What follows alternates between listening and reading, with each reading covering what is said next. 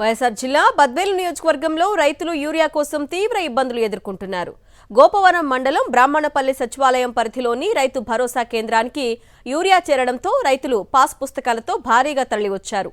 ప్రభుత్వం నిర్ణయించిన ధర ప్రకారం ఒక్కో యూరియా బస్తా 267 రూపాయలకే విక్రయించాల్సి ఉండగా ఆర్బీకే సెంటర్లో పనిచేస్తున్న అధికారులు మాత్రం రైతుల నుంచి 300 రూపాయలు వసూలు చేస్తున్నారు.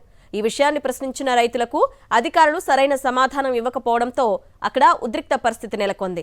పంటలకు యూరియా అత్యవసరమైన పరిస్థితిలో రైతులు తప్పనిసరిగా అదనంగా డబ్బులు చెల్లించి బస్తాలు తీసుకెళ్లాల్సిన పరిస్థితి ఏర్పడింది. ఈ వ్యవహారంపై ఉన్నతాధికారులు స్పందించి చర్యలు తీసుకోవాలని రైతులు డిమాండ్ చేస్తున్నారు. 300 రేటుతో తీసుకుంటున్నారు. ప్రతిసారి ఇదే జరుగుతుంది.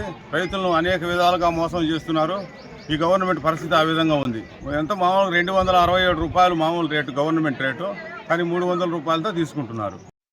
300 తీసుకుంటున్నారు మూటకు. పాస్బుక్ ఒకటి ఇచ్చారు మూట. మేమేమని అడిగితే మేము పేదపల్లి కానీ తెచ్చినాం, మాకు బాడుగులు కావాలా ఈ కావాలని అంటున్నా. 267 అటాడితే 70 తీసుకుంటారు, 3 రూపాయలు సెలవు లేదని.